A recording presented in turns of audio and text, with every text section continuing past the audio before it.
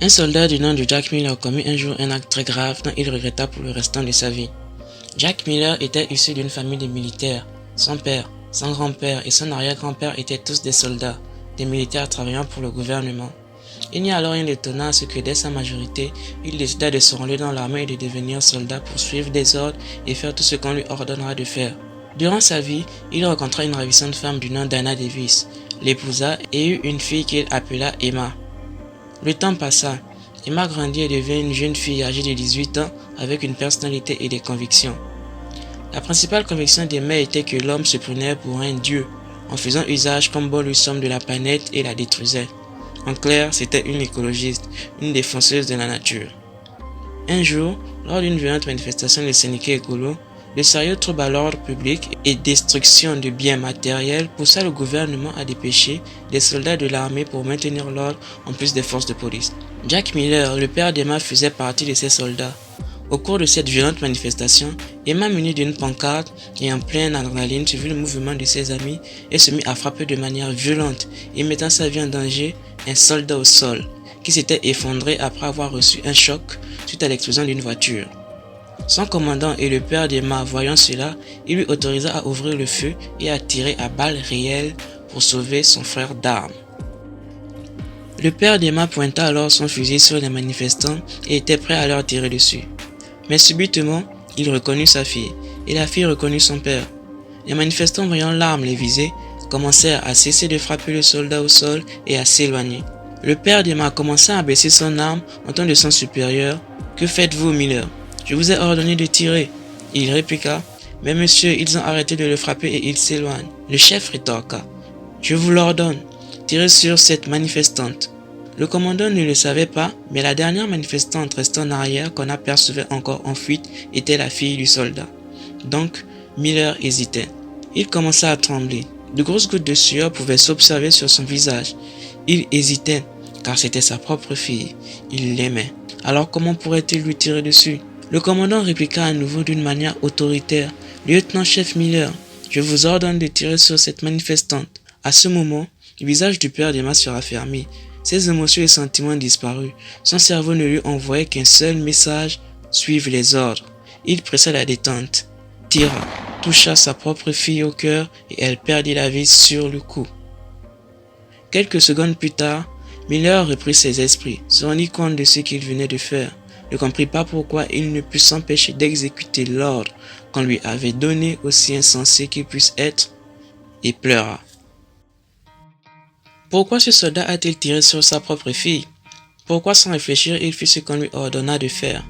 C'est simple, parce qu'il a été programmé à suivre les ordres.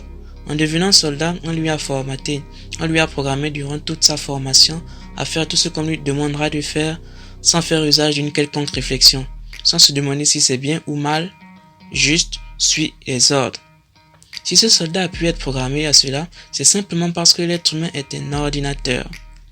Alors pourquoi l'homme est-il un ordinateur? En définition simple, un ordinateur est une machine vide capable de traiter des informations, dans laquelle on met un programme. Le programme qu'on y insère ne fait uniquement et rien d'autre que la seule tâche qu'on lui a attribuée. Par exemple, si un ordinateur de caissière reçoit le programme unique de compter le nombre de boîtes de tomates qui lui sont présentées, il ne pourra faire que cela. On pourrait lui présenter une bouteille d'huile, un paquet de sucre ou même une boîte de maïs ayant la même forme qu'une boîte de tomates. Il ne les comptera jamais car son programme c'est compte les boîtes de tomates. De la même manière qu'un ordinateur fonctionne en fonction du programme qu'il a reçu, l'homme vit sa vie en fonction du programme qu'il reçoit. Pas seulement les militaires ou les soldats, tous les êtres humains de cette putain de planète sont des ordinateurs vivant leur vie en fonction du programme qu'ils ont reçu. Raison pour laquelle la majorité des hommes et femmes de cette planète sont médiocres, se plaignant sans cesse de leur vie qu'ils considèrent ne pas être à la hauteur, qu'ils n'apprécient pas, mais pourtant ils ne font rien et rien du tout pour changer leur situation. C'est pourquoi seuls 10% des personnes les plus aisées détiennent plus de 75% des richesses de la planète. Et pire encore, enfin pire pour les pauvres, seulement 1% des plus riches détiennent près de la moitié des richesses totales mondiales. En plus clair, car ça ne vous a peut-être pas choqué, près de 47 millions d'habitants seulement pour une planète de 7 milliards possèdent à eux seuls la moitié des richesses de la Terre. Et oui, vous allez me dire que la vie est injuste, et qu'on doit taxer les riches. Bof. Oui, la vie est injuste, raison pour laquelle vous devez travailler sur vous pour qu'elle ne le soit pas pour vous. Et non, on ne doit pas taxer les riches. Ce n'est pas comme s'ils ne le méritaient pas cet argent. Enfin, pour certains. Et en plus, ça ne résolverait pas le problème. Et toi?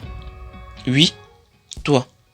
Tu passes ta vie sur les réseaux sociaux et un simple salarié ou étudiant, ne connaissant pas sa passion ou même son talent en pensant être heureux, car tu possèdes ce que ton programme te dit qu'en ayant ces choses en ta possession, tu devrais être heureux.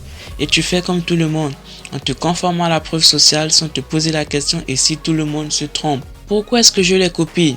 Or, en réalité, tu n'es pas satisfait, détestes ton travail, ton partenaire. Ta vie est vécue sans que tu la vives. Tu es dans la Matrix sans comprendre que tout ce qui est populaire est mauvais. Comme l'a dit Mark Twain, chaque fois que vous vous retrouvez du côté de la majorité, il est temps de vous arrêter et de réfléchir.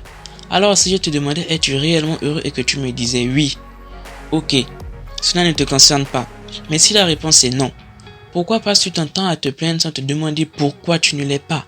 Et pourquoi ne te demandes-tu pas ce que tu pourrais faire, comment tu pourrais faire pour l'être?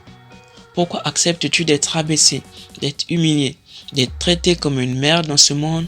Pourquoi acceptes-tu d'être médiocre? Or tu peux le conquérir ce monde. C'est simplement car tu es un produit du système. Tu es un esclave mental. Tout ce que tu fais, tout ce que tu dis, tout ce en quoi tu crois, tu ne l'as pas choisi. C'est simplement le fruit du programme que tu as reçu. Un simple exemple. Durant des siècles, des hommes ayant reçu le programme que leur couleur de peau était supérieure à celle des autres ont maintenu l'esclavagisme en croyant que la traite négrière était normale. Lorsqu'un être humain naissait, il recevait le programme que l'homme blanc était supérieur à l'homme noir et ils croyaient que c'était vrai, car c'était l'information que leurs parents, leur environnement, leurs mœurs les transmettaient bien qu'elle soit fausse. Jusqu'à ce que certains fassent usage de leur réflexion et leur martèlent qu'une simple teinte de peau ne fait pas de l'homme blanc un être supérieur et que nous appartenons tous à la même espèce, l'espèce humaine. Cela n'a pas été facile, car il est très difficile de changer le programme d'un être humain, mais pas impossible. Alors, comment peux-tu encore croire que pour réussir sa vie, il faut faire des études, se trouver un emploi sécuritaire, avoir une belle maison et une belle famille? Quand bon nombre de ces gens sont misérables, ils n'en ont même pas conscience, car ils ont reçu un programme qui leur dit que leur situation, qui pourtant est accablante, c'est le bonheur. L'auteur Don Miguel Ruiz l'explique très bien dans son livre Les 4 accords Toltec. Dans cet ouvrage, on comprend que les hommes n'ont pas choisi leurs croyances, pour la plupart limitantes, les faisant souffrir et ne peuvent même pas se rebeller contre elles, car ils n'en ont pas la force. L'être humain est soumis au système de croyances qu'il reçoit, au programme qu'il reçoit en fonction de la culture, du pays, de l'environnement dans lequel il évolue.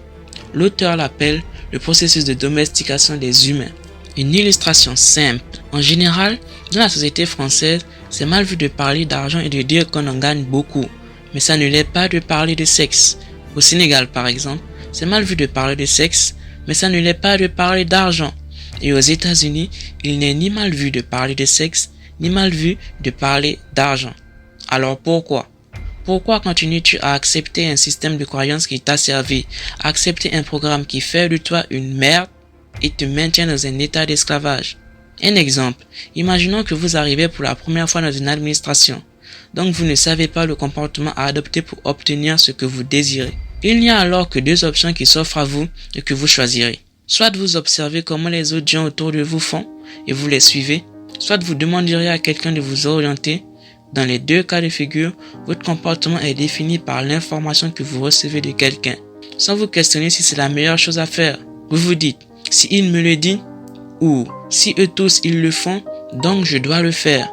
Eh bien c'est la même chose avec la vie. Nous arrivons sur Terre et sommes des coquilles vides. Nous apprenons les codes de la société en observant les autres et en faisant ce que nos parents nous disent de faire. On obtient leur programme. Mais vous êtes-vous jamais posé la question, et si ce programme était défaillant, et si ce n'était pas la bonne chose à faire? Ce ne sera pas facile de reprogrammer votre cerveau, mais vous y arriverez. La solution, tout comme l'explique Bruce Lipton, c'est la répétition et l'entraînement.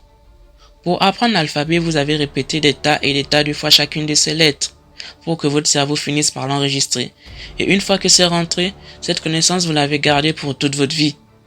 De même, si votre programme c'est vous ne pouvez pas réussir votre vie en venant des milieux pauvres, ou vous ne pouvez pas le faire parce que personne ne l'a jamais fait, vous devez commencer par vous parler à vous-même et vous répéter habituellement que c'est possible. Et si personne ne l'a jamais fait, je serai le premier qui ouvrira la voie.